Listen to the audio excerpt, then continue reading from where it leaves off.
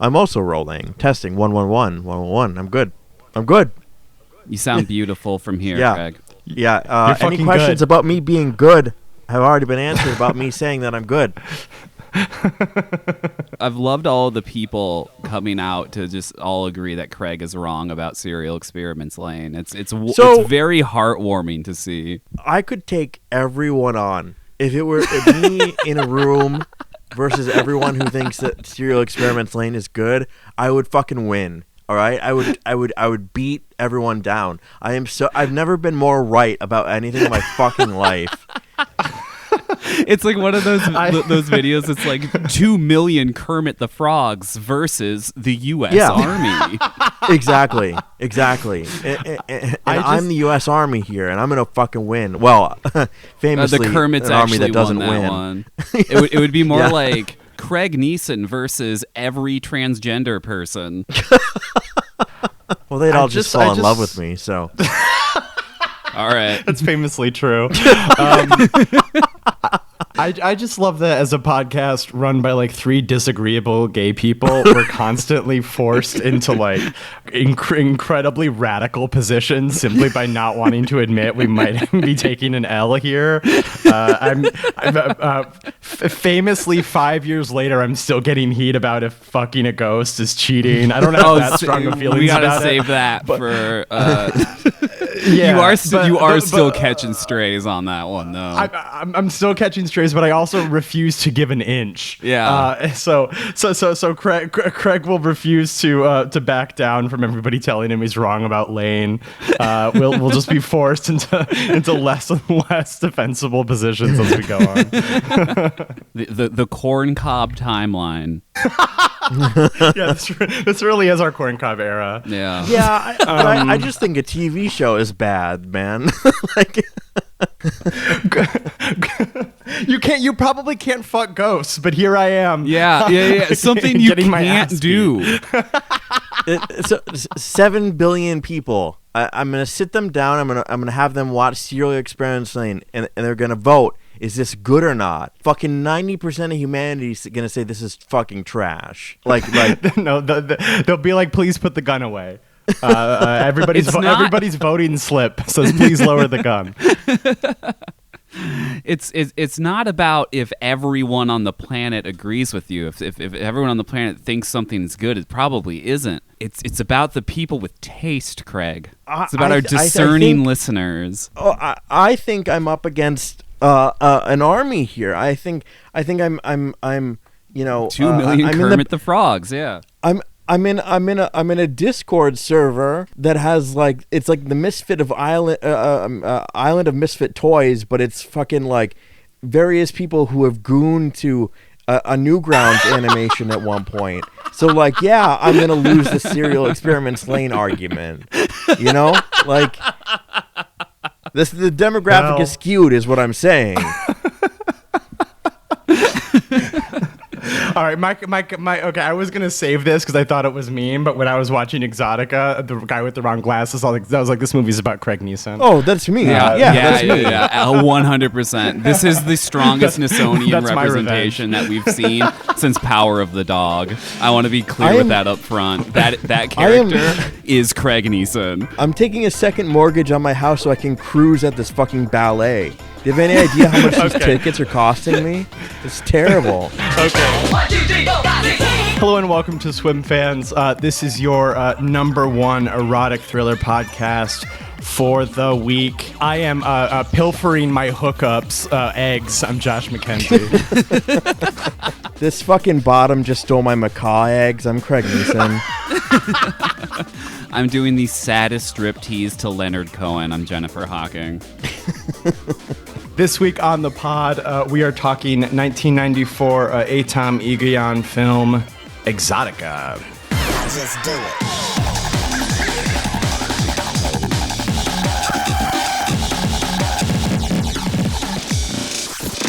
I think this is the third such film we've done by this guy, right? Yep, we did Chloe and the Adjuster. We love getting adjusted. Yes. Yeah. Did we? Yeah. Did we? I remember that movie being miserable. I mean, it was really good, but I think I hated getting adjusted. That I'm noticing a running theme based on what it seems you thought about Exotica. Yes, yeah. So The Adjuster, Exotica, and Chloe. Yeah, this is our third such film by this director. If you've not seen Exotica, this is a movie whose plot takes a while to bloom, like a rare and beautiful flower. For a while, it's about like 5 weird people. I think what I'll do is I'll just list the weird people and their particular weirdnesses, and then because the plot's all in like the last half hour, and so I'll just kind of go that way. The main guy here is Eric. Okay, and he is like the commentator for the strip club that the Exotica is the strip club.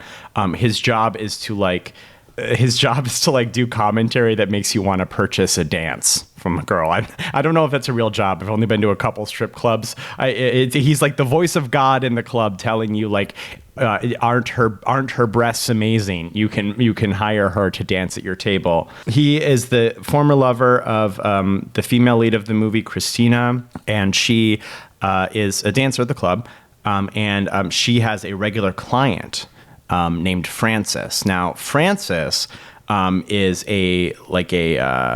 like some sort of tax professional, and is very important to Francis is that his wife was having an affair with his brother.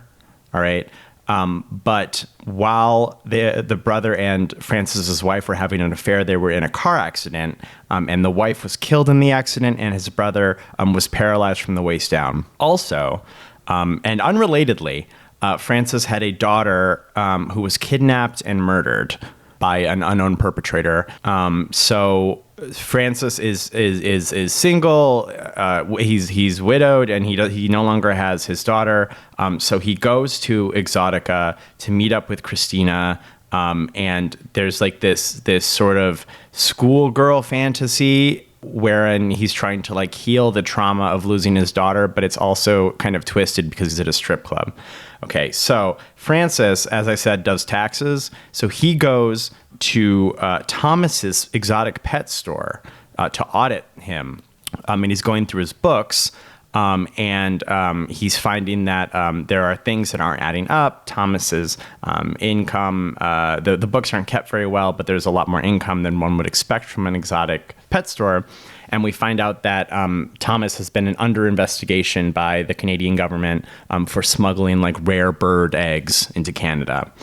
Meanwhile, Thomas, his job, as I said, is egg-based crimes. He, in like the weirdest cruising I've ever seen, he like gets ballet tickets, 2 ballet tickets, and he goes to the ballet. And what he'll do is he'll like sell a ticket to a scalper who wants to watch the show. And I don't know if it's because the seats are assigned or because they feel compelled to. The inevitable, the gay man that he finds, it's always a gay man, sits next to him, and they watch the ballet together. And then afterwards, Thomas always returns the money he got from selling the scalp ticket, because he's like, and he has the same line every time. He's like, I feel wrong selling this to you. Here's your money back. Typically, he doesn't go home with these men, but in one case, he does bring one of them home. And they have the weirdest hookup of all time. And this man is an egg cop and repossesses his eggs while he's asleep. So those are like the main players. Like it seems like Francis has the most going on, but like Francis also he's like hiring his niece to like be at his home while he's not there, in like this sort of like pantomiming of having her babysit the daughter who is no longer living at the house. So he's kind of got a lot going on. Basically, the plot sort of all kicks in the last like half hour or so. I thought this was going to be like a vibes movie where there wasn't any story. Yeah, me and then too. the plot all kind of happens. So everything sort of gets started. Eric tricks Francis, who touches Christina. He tricks him into touching Christina. All right. He's like, you can touch her. Yeah, I know they said they'll kick you out, but they totally won't do it. Trust me, man. So Francis touches Christina, and then Eric uses this as an excuse to like bodily throw him from the Exotica and get him banned. So Francis obviously wants to go back in. His relationship with Christina has become like emotionally load bearing for him.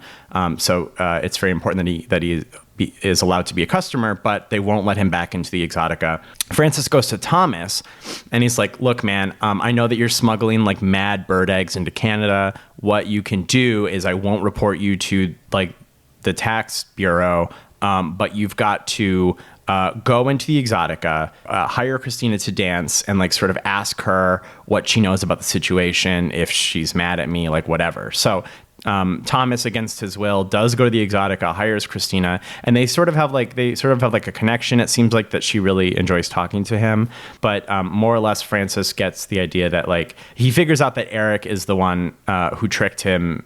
So he takes Thomas's gun and he's like, all right, what I want you to do is lure Eric outside and I'll kill him.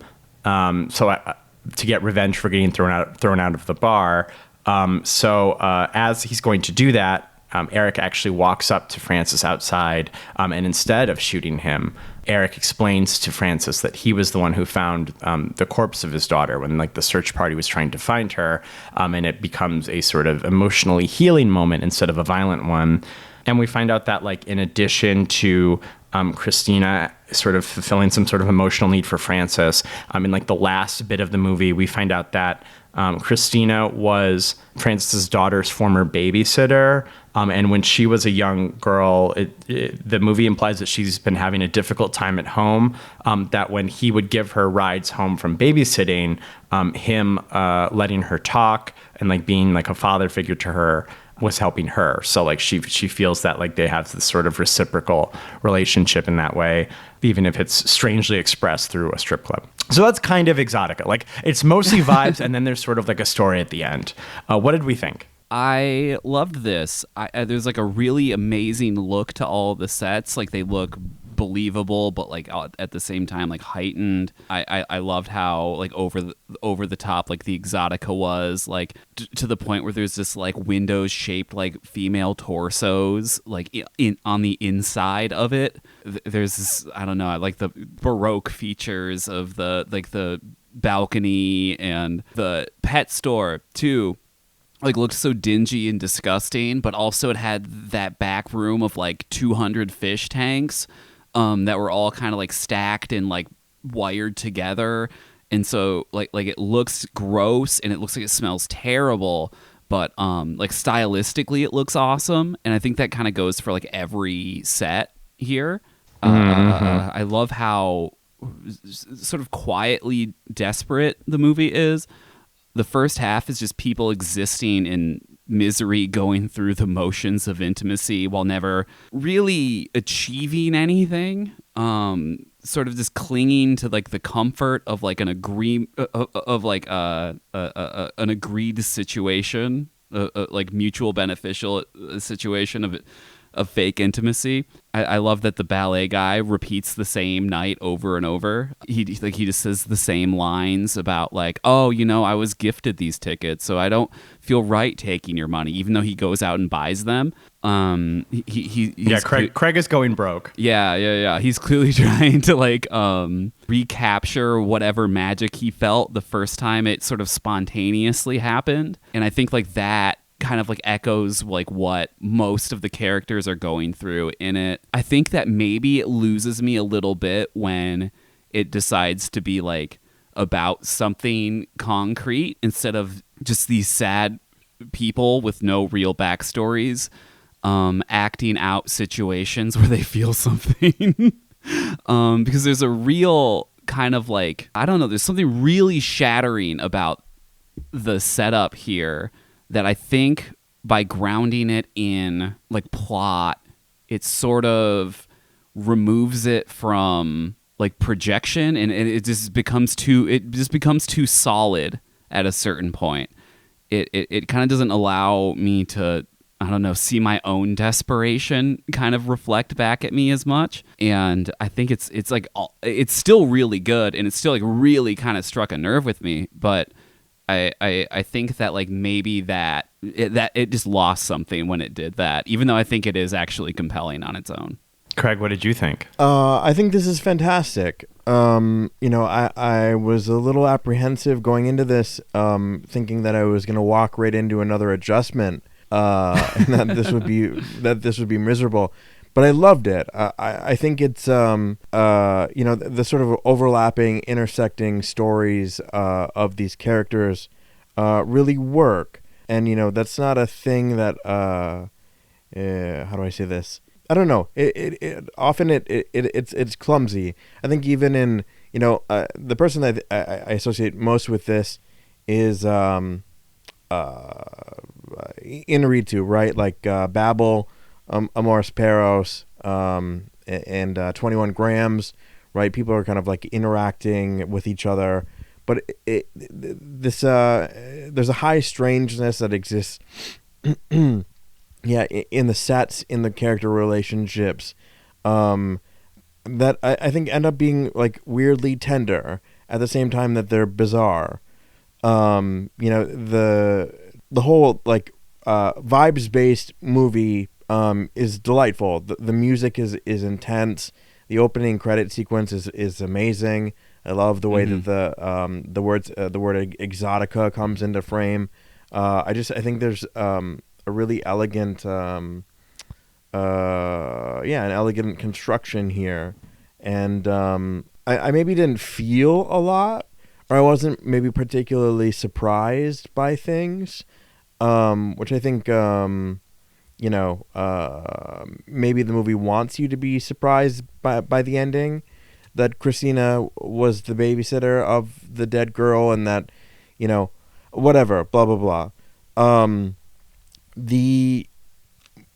I think much like the adjuster was interested in money, and this idea of like the catastrophe, the lost home, creating not only like a financial relationship between the adjuster and the client, but also like an emotional or sexual one, mostly sexual in the case of the adjuster. And like there's a Blue Sky account that's relatively new, and it's like how many cigarettes that are smoked in a movie, and then it divides it so you get like it's 1 cigarette per minute or whatever. This is a real smoker movie, and Amen. In this movie, people pulling out cash is fucking crazy. I think this director is, and he was just in the Criterion Closet, incidentally, is really interested in the way that money mediates human relationships, and just like the general like bizarre ways in which certain relationships, like client and adjuster, or client and exotic dancer, what kind of bizarre friction that creates between two people, and I think he's really fucking good at it. This guy's like auditing, but he's also like basically there to confirm that there's a $200,000 a year exotic egg trafficking situation. Obsessed, by the way. Yeah. I love the way. Yeah. I mean, there's so much like little detail, like how he crosses the border or exits the airplane with his eggs. The way he keeps them in little capsules.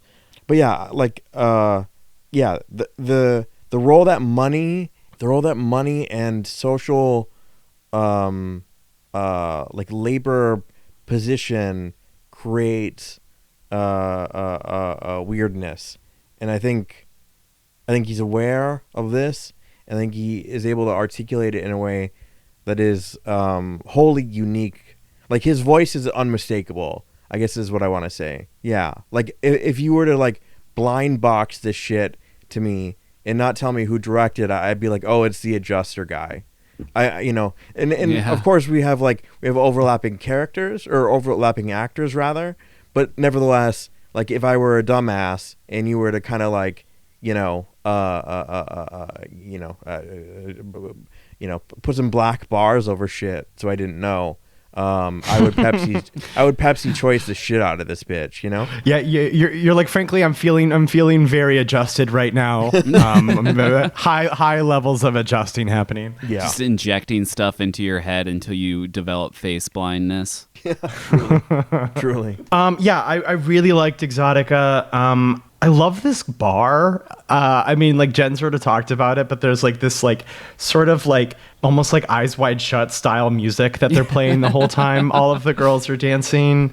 That song that Christina like chooses to dance to when she's on like the main stage, it's like a really good song. I got to get my hands on that song like just for real life. Yeah. So like the vibes of the Exotica are very cool. It feels like a strip club meets sort of like a modern version of like what an old timey like cabaret lounge in France must have been like or something.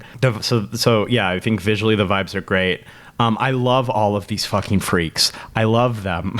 They're so weird and upsetting in their own unique ways. I really enjoyed watching them be sort of weird and upsetting to each other.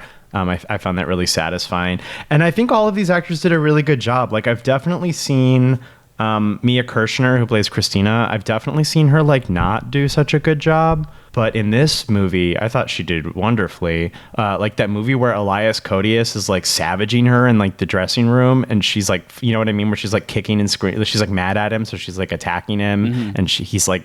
Like I don't know, the physicality of that I thought was really impressive on her part. I mean I didn't mind the plot so much. I possibly agree that it might have been better as like a series of little vignettes where these characters sort of just bump into each other, or they just sort of have something momentarily to do with each other. But I thought the plot was kind of scant enough that it didn't lose the weird vibe factory feeling that like the front hour had.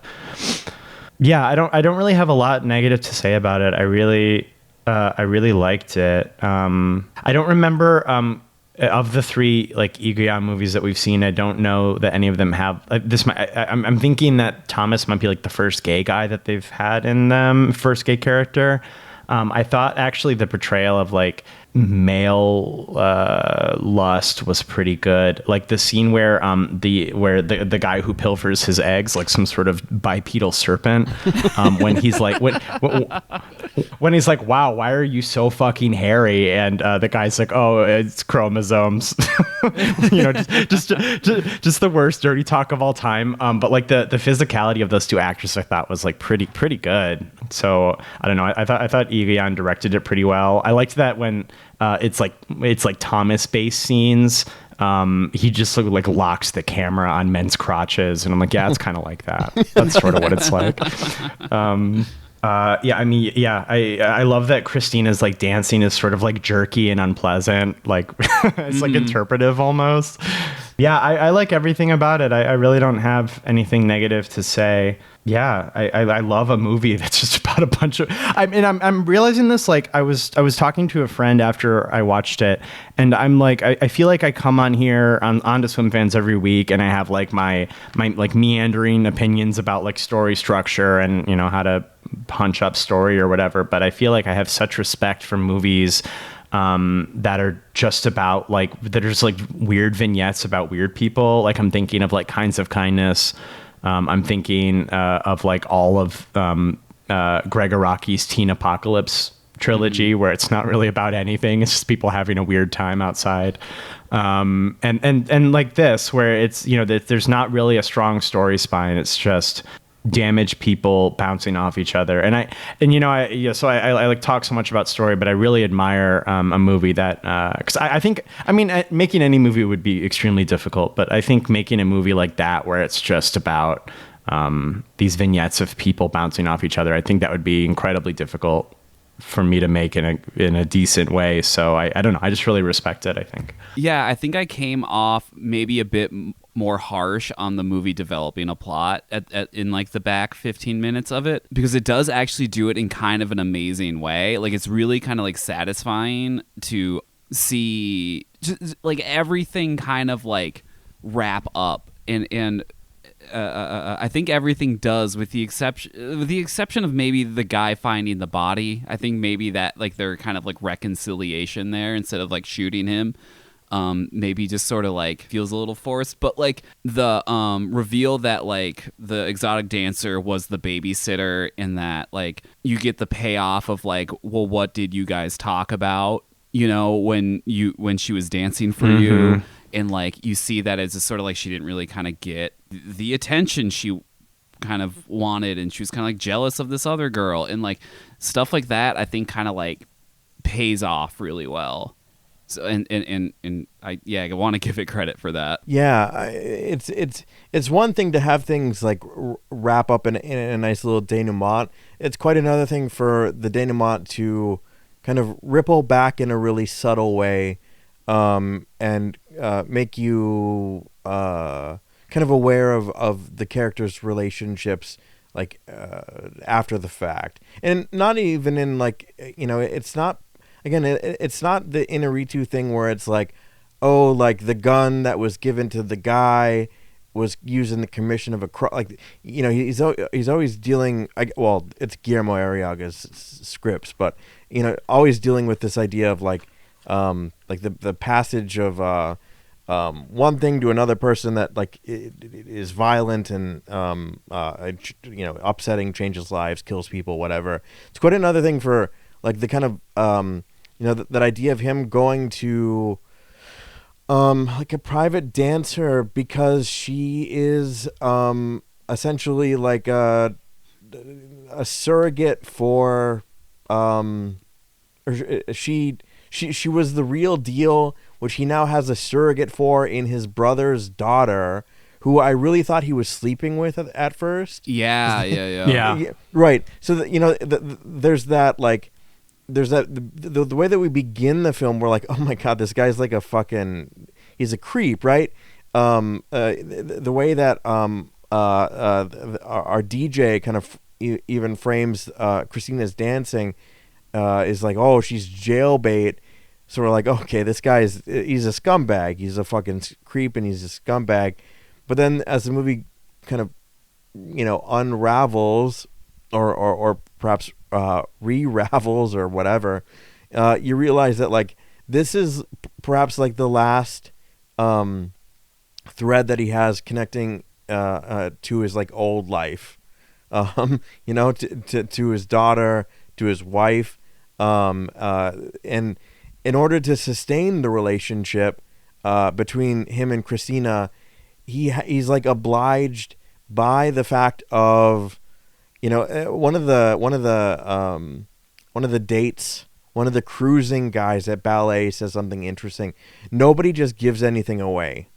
Nobody gives anything away. Yeah. And like that idea that like he needs to patronize the exotic dance club in order to have that father-daughter or father, well, it's not really father-daughter. It's just like, it's like, I don't know. It's ultimately like a kind of like a wholesome relationship, right? Where like they're both kind normalcy. Yeah. Yeah, they're both kind of fucked up, right? They're both like a little fucked up, and they like have each other's backs. I mean, they say that throughout the movie. We hear that repeated, that like I give him something, he gives me something, and you're like, okay, well then the exchange here is obviously inflected in a sexual way. Obviously it's fucked up. Obviously, you know, like there's these things that like become very clear, I think, through implication, and then it's like, oh right, they begin to dissolve, and in a really interesting way, in a way that I don't think is like particularly corny. It's like, yeah, we thought he was a creep, but actually, like, you know, it's a tragedy. You know, it's a tragedy that this is how they are able to connect now. Like, this is like the only way. Is the $5 private dance. Yeah. Yeah.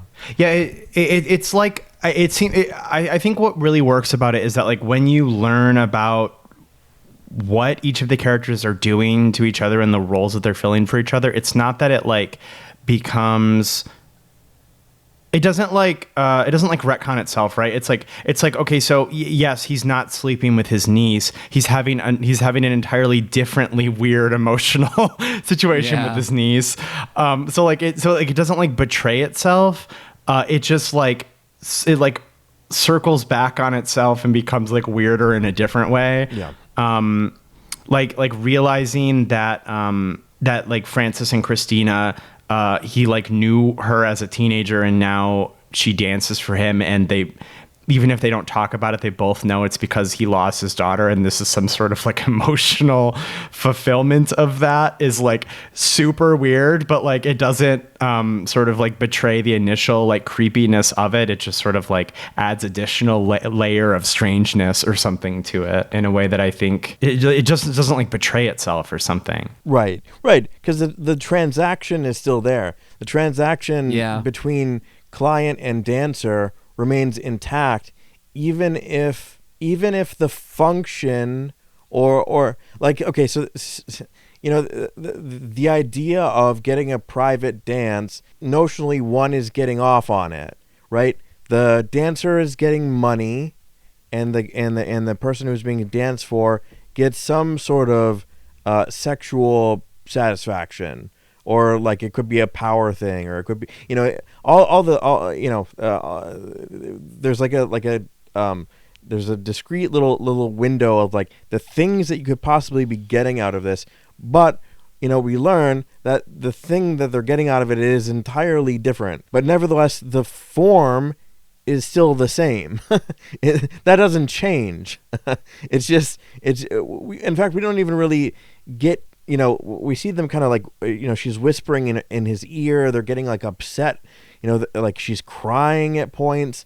And it's like, okay, well, I'm not really sure, but it still seems sexual maybe because she's got like her school tie, you know, undone, and her shirt's open.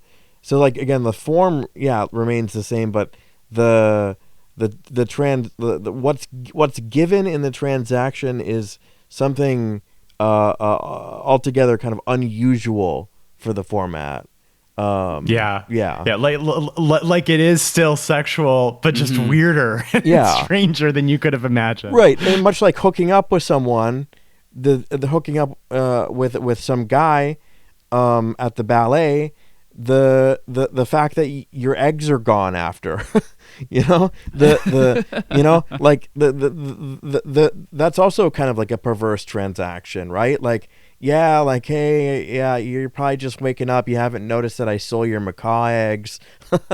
You know, like just you know, that idea that it's, I need a ticket. So like there's this idea that like I'm paying the way for this person, and then like the idea is like they come back home with me. And again, it's not even really like he doesn't do it the first. I think it's curious how he doesn't do it the first time, because it's actually like really touching and like genuine, and but he kind of balks at it, and then he does it a second time, and it's like a weird non-starter, and that's where we get the great line that nobody gives anything away, people don't give things away, and then the third time it does work. However, it's instead of all my apes, it's all my eggs. All his beautiful eggs taken in the night. I mean, that to me, and I mean, this is definitely like the spine of the movie, is just like everything in this movie is just like on the surface transactional. Like every character, and that's sort of what makes it, I think, have this sort of like strangeness to it, is that every character only interacts with every other character in like a purely like transactional sense, even when some of those transactions become like almost quite contrived. Like Eric and Zoe, who's the manager of the Exotica, there's a scene where Christina's like, I found your contract where Eric agreed to have a baby with you. because you wanted a baby. And so like I went through and I tried to like associate like each character with every other character, and yeah, each of them I think have like a pretty concrete like transaction that they're doing, because like these are people who only understand themselves in relation to the world if it's a transactional relationship. Like there's I mean, I think some of the best illustrations are the moment, like you said, where Thomas is outside and he's trying to return the money back. He's trying to like make this not a transaction any longer because he started it under the pretense of transaction. And he's like, here, take the money back. And people are like, that's weird. Okay. And so like, I think that's a pretty good one. But there's also that scene where Francis is trying to get Thomas to go along with him to kill Eric. And Thomas is like, no, I'm not going to, what does he say? It's like, no, I'm not going to help like kill risk a going. man? Yeah. Like but it's like, I'm not going to like do this to stay out of jail. So Thomas won't do it to help himself. But then Francis's reply is like, okay, but would you do it to help me? And then Thomas does it. Like as soon as it becomes a transaction where Thomas is now avoiding jail time for his like egg mafia work by paying Francis back, as long as it becomes transactional, he is then able to like do it. And that seems like it's like what every character is able to do. Like the only person I think who resists this is the niece, who's like, okay, I no longer want to take money from you to pretend like my cousin isn't dead. let's not do this anymore.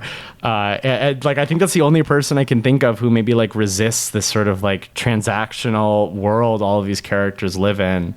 Yeah, I mean, I think it's like elegant. I mean, that seems like something that could easily have become kind of samey, but I feel like there's so much nuance to each of the characters taking something from another. Yeah, I didn't even consider that.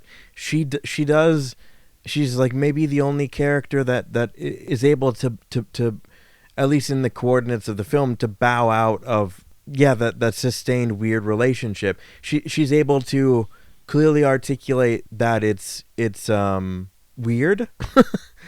that it's weird, and that she, and she's given that kind of permission from her father that it's like it's ultimately up to you, and she doesn't want to do it. She doesn't want to continue to exchange money to pretend to babysit for a dead child. And yeah, like I think there's something beautiful about that too, where it's like, I feel like I'm kind of imagining Straw Men or something, but like I feel like there's a movie where it's like where it's very fatalistic or like overdetermined, where it's like everybody is bound by the transaction or something, but it shows you that like that's not necessarily the case. That like that at least one character can say no. At least in this one small instance, yeah, like she's young. She's like, I feel like the older characters have been. I mean, they exist in a world where every part of their life is mediated by a transaction, and she's like not yet. Her heart hasn't been like hardened to that yet. There's that whole monologue about why people like schoolgirls or whatever that Eric gives, and he's like, yeah, they haven't been subjected to the same sort of like failures that we have, and they haven't like been broken in the way that we have. And then you also see like the dead daughter is wearing like a school uniform, if I'm remembering correctly, when they find her. You kind of only see her at a distance, but so there is sort of this difference between like her, who's actually young and actually wants to get out of this weird fucked up thing, and then like the older woman who dresses as a schoolgirl to like titillate people, like performing as one to a sad Leonard Cohen song. But like, I don't know. I think there's a cool juxtaposition there. I enjoy this sort of like, like transaction, but it's also like performance, and it's also like this thing, but like the dead version of it. Yeah. Yeah, the dead version of it. I think that's a good way like to think of it. It's like the hollow version of all of this stuff. Yeah, that's because the image of Eric doing this like schoolgirl monologue like recurs like 5 times. Like it's a major image in the movie. And in some ways it feels like it relates to Eric and Christina like finding Francis's daughter's body like when they're part of the search party. But also it just like, yeah, that's good. Yeah. It sort of, shows that like, I don't know, like people I guess jaded by society, people who have yet to become cynical, are able to choose to do things that aren't a quid pro quo, simply because they, think they should do them or something. Yeah, they can see that the vibes are weird. Yeah, and opt out of the continuation of the weird vibes. Yeah, the fact that one, again, like I'm just repeating myself, but the fact that one character can be like, yeah, no, it is something that I think you definitely did not get in something like The Adjuster. You know, no one was getting out of that. You know, like no one was escaping the cycle of like house burned down, going through photographs, itemizing everything in my house while the adjuster fucks me and I live in a hotel forever. You know, like that was a grinding and a bleak thing. But you know, I think you know, as an ending, even the fact of you know, our lead essentially just kind of like really effusively talking about how much he loves his daughter, how, you know, like proud he is. You know, she's only 8 years old and she already understands the idea of the oxymoron of a baby grand piano, you know, and he's just like he has this you know, this girl, and they have this moment in the car together where he's able to like expound on his love for his daughter, and she's able to receive some kind of like parental something that the movie indicates that she's just simply not getting at home. It's sweet, right? But it's been made weird by what we've seen in succession, you know, as you know, however, I think ultimately like the movie ends on a you know, a beautiful note, if only like yeah, maybe like Jennifer said, like slightly forced. Like it's like, no, I found your daughter, bro, and then it's like you know, put that gun down. You know, I was kind of like my cynical brain was like, oh, he's just gonna plug him anyway, or now he's gonna plug him even harder. You know, but no, that's not the case. Yeah, I think this ends up being like a sweet movie, but it's not at all. Yeah. So, like, I mean, not only do we get to see Christina as a young person, and then, sorry, what's our lead's name? Chris. Which one? The man, the one that Francis. Yeah. Now we get to see them at the end in kind of like the, you know, before the murders, before the death of the wife. But we also get to see, you know, Christina and I don't know characters' names. I'm sorry. The DJ, Eric. We get to see Eric, right? He just graduated from school. He's a communications guy. You know, he's DJing right now. And you know, it's not really where he'd want to be, but you know, like and then, you know, like there's something about seeing these characters kind of but before they've been like snared by the Exotica, you know, yeah. this like really bizarre entanglement, you know. Well, yeah, when they still have this proverbial like air of like a quote unquote school kid, like before they've been made cynical by the world, they still have like, I don't know, lightness to them. They're still able to speak, yeah, like you said, non-effusively. They're able to just like be kind of normal. Like all the flashback stuff, they all seem like people, and then all the present day stuff, they seem like not people. Yeah, just, Like- Eric's room that we see is just like, Oh my God. like our living spaces, like male living spaces, like it's a mattress on the floor and some beer bottles in the window. He's doing the Glenn Close thing of like turning the light on and off. However, it's like Raiden's room from Metal Gear Solid 2. Yeah, no, for real. it's just it's really it's harrowing, and like in that sequence too, like when he gets up and out of his room, you realize that it's part of like the Exotica or something. It's like it's not really like its own like apartment or something, because Christina's there and they're both wearing black, they're both like, they both got their hair down and they both have this like long dark hair, and there's just something so elegant between that contrast of when they're walking in the field, and the shots of the field are gorgeous. They're kind of like, we're like, Yeah. we're seeing it in all sorts of different ways, and it's just at one point we're kind of like walking through it, like we're steady camming through it, like a kind of POV shot as they kind of like walk, or like an implied POV. It's not like you get what I'm saying, but like the fact of just their openness to be like, do you have a lot of friends? No. Do you? No. Do you want to, like, the kind of approach that idea, like, well, do you want to be friends? And that's like the most sweet and normal thing that happens. Like they're not like exchanging anything.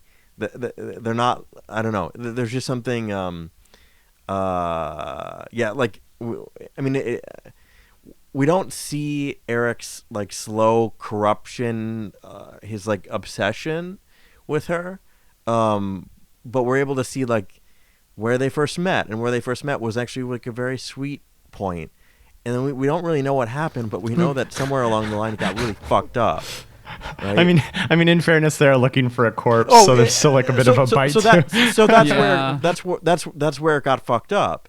Is where he found the corpse of a schoolgirl. That's exactly the point at which the things deviated, because one kind of forgets in this idyllic walk through a really beautiful field that they're searching for a body, and how preposterous would it be to actually find the body. He says something to that effect, like early on when they're walking, like how surreal all this is. And then, bam! Of course, they stumble upon the body. Yeah, that didn't even occur to me, because that's the point. That's the jumping off point through which like Eric gets real weird about schoolgirls. Yeah, it almost seems like, I mean, just based on like the information we have available to us in the movie, it almost seems like the Exotica like has them now, like they were once able to walk through fields and have like, even despite horrible circumstances, they were able to have like human conversations, and now they're just stuck in this constant. Yeah, like the word favor is used in this movie more than like any other movie I've ever heard in my life. Like they're just constantly in like this quid pro quo back and forth, where Eric is like getting more and more obsessed with Christina, even though he did a favor for Zoe and had a kid with her, which I think is implied why Christina doesn't want anything to do with him anymore. So it's like once you're in the Exotica, you become trapped in this web of transactions, and you're no longer able to do things because they're things you do them because it's in response to something else that was done for you or something. Yeah, it's like the Exotica is doing it to them all. The club is evil. Yeah. It's brilliant. It's evil. Yeah, like we're presented in the beginning with that TSA fucking agent or whatever the fuck he is. Where he's being kind of trained. Look at people's body language. Look what you see. Look, and the most important thing is reading them. And in reading them, you can determine their. I think he uses the word secrets. But that idea in the Exotica, which I fucking adore as just like a prop construction, is the two-way mirrors that are shaped like the torsos of women. So like that idea that Christina points out, she's like, yeah, so your mom told us that she made these so she could keep us safe, right? The one-way mirror, the one-way glass, she can look and we can't see back in, but we know that someone's looking, keep us safe. No, it's actually for another man who's spending money. It was constructed through this rich freak's money so he could watch, because he liked to watch other people receive dances. That's how he got off. It's like, oh fuck, shit. Oh shit. That's like the Exotica in that way is like, yeah, cursed. It's just a point of how do I say it, like where everything is sexualized. Like there's no like element of it that is not, like the DJ looking down on everyone is like, he's obsessed with it's just every aspect of it is just kind of like, rancid. Yeah. And well, he's like moaning into the mic. he's like, ooh, don't you want Christina at your table? Yeah. And you're like, yeah, definitely. Yeah, sure, man. Yeah, like I don't know that anything would turn me off quicker than a guy like being like trying to like offer me for the low price of $5. I'm like, shut up. Don't do that, man. That might be like an incredible job though, to just be up there and just like be like, the thing about a sexy lady is like, who can say why? Is it the way that they can move their bodies, or perhaps it's the breasts on a woman, and it's just like it's like, are you getting paid for this? I don't understand. Yeah, just doing like faux philosophy about the female form. And like there's one moment near the beginning where he's like, in a way that could easily be read as criticism of the patrons of the bar or strip or whatever we want to call it. Isn't this, you've had a hard day? Isn't this a way to, for the low price of $5, isn't this a good way to feel important and special? It's like, that's fucking, that's grim, right? Like that itself is like, I don't really know how to read that other than as a critique of the clientele, right? Like they need to pay their $5 so they can momentarily feel like they're special and important.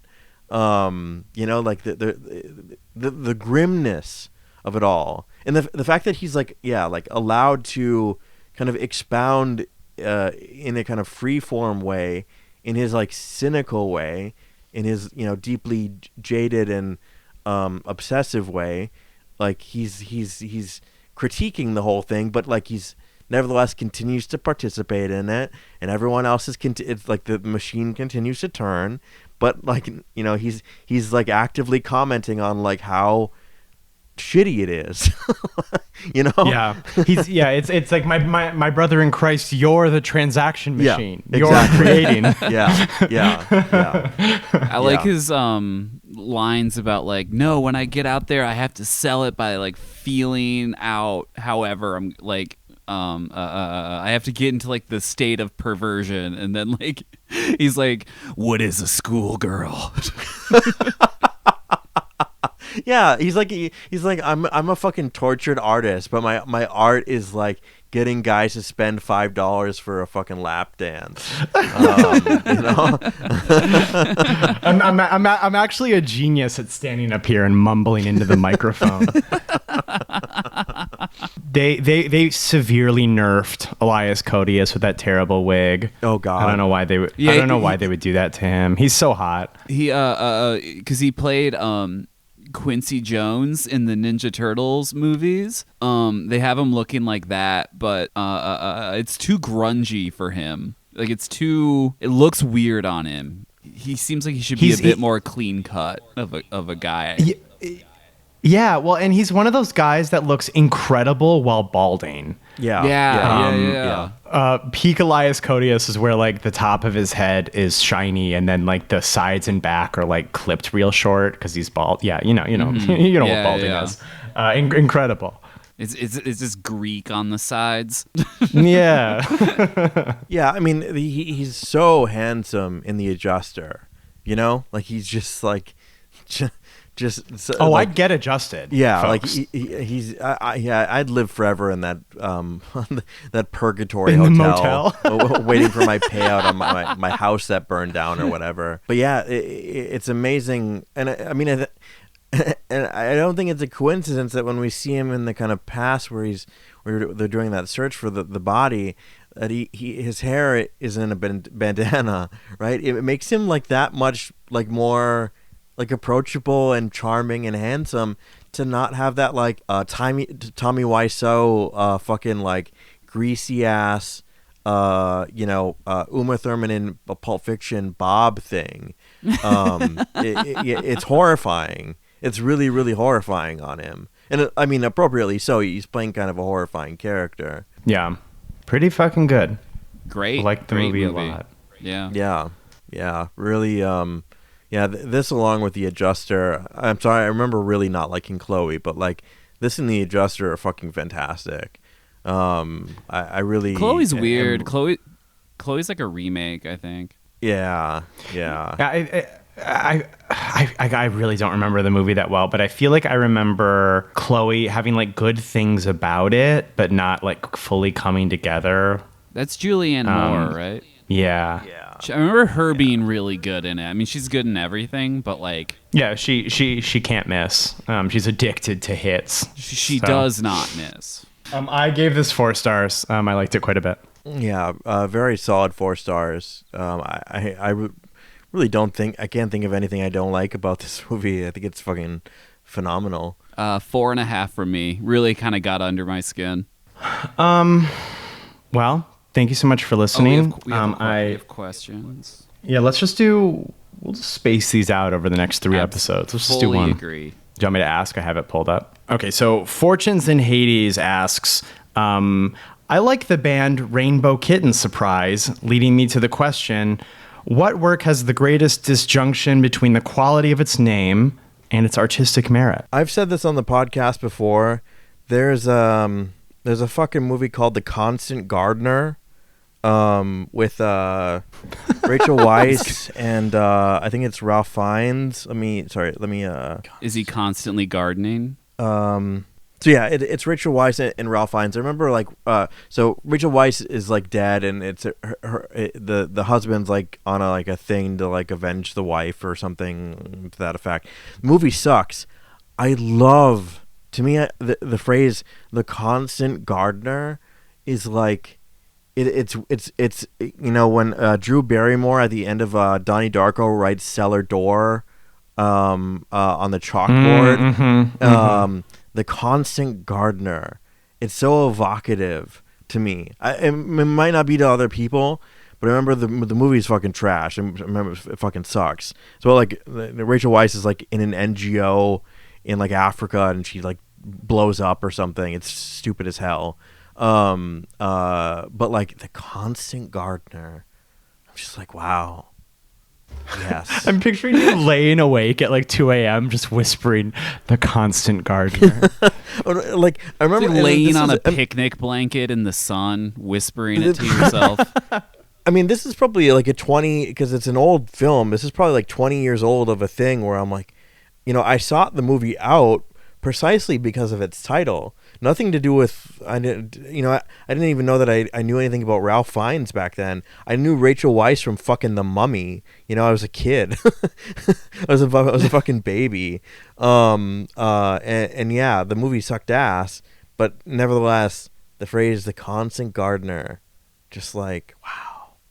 Those are great fucking words, man. I've spoken a lot on this show about my love of Hisayasu Sato films, who famously, but like he had no real control over what the titles of his movies would be called. So you get like he would make like a vaguely pornographic film that's like super depressing about two people who destroy themselves. And he called the movie Save the Last Dance for Me. And then it was released as Office Lady Rape Disgrace. There's no office ladies. There's no rape. There's no disgrace. It's about two former film students who destroy themselves.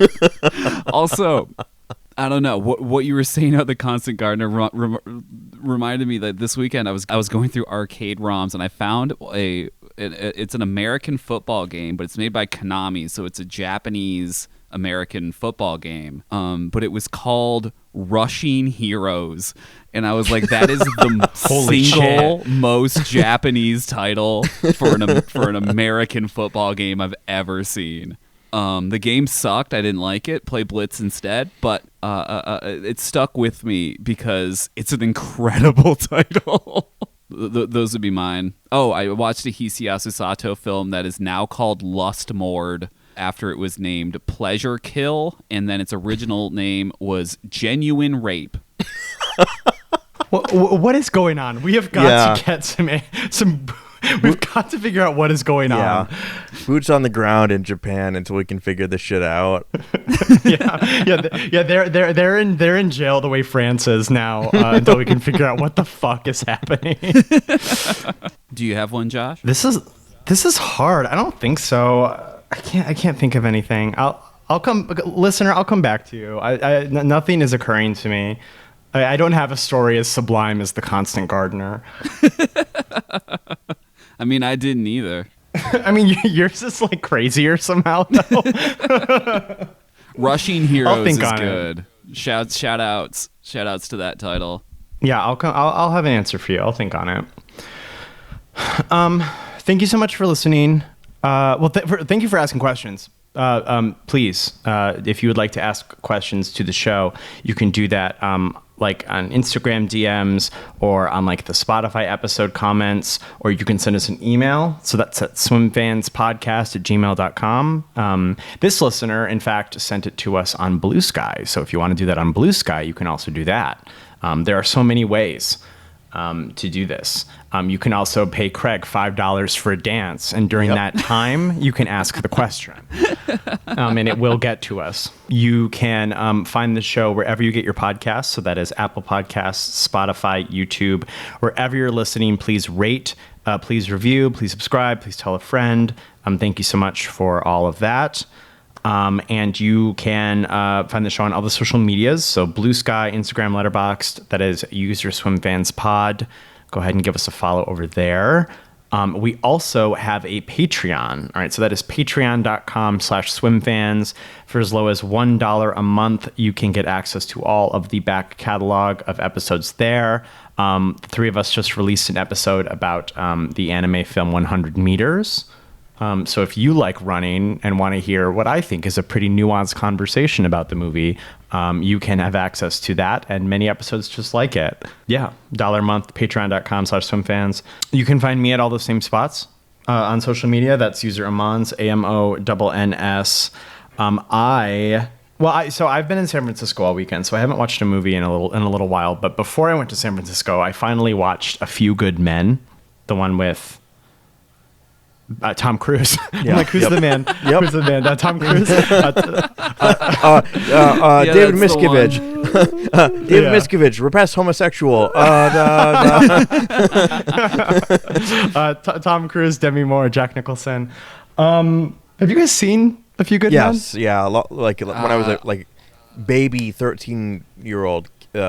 That's the You Can't Handle the Truth, no? Yeah. Yeah. When I was like sub 12 years old on TNT one time, yeah. Yep. So it was okay. I thought the movie was like fine. A little confused about the ending. Spoilers, I guess, for like 30-year-old film, A Few Good Men. So at the end, they're able to trick using Jack Nicholson's own hubris to say that these two guys who murdered a third guy did it under his orders.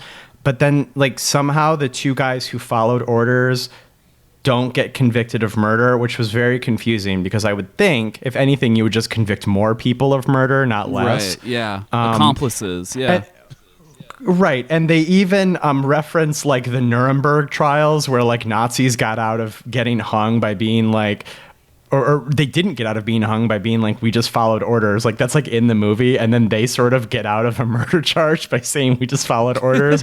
So it was a bit confusing. I don't understand why they got off, why they beat the charges. Didn't really make any sense. It was okay.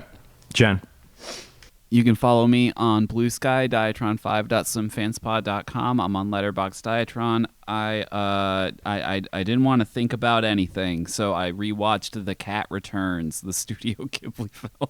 Let's fucking go! And it's still the best one. It's not close. I giggled until I cried. I had such a great time. It's like my 8th time seeing that goddamn movie. Shouts out. It's perfect. Love to see the cats. They act like people, but they still have they're still grounded in cat logic. Love it. Mm-hmm. It's fucking magical. It's Wait, so good. Craig, have you seen it?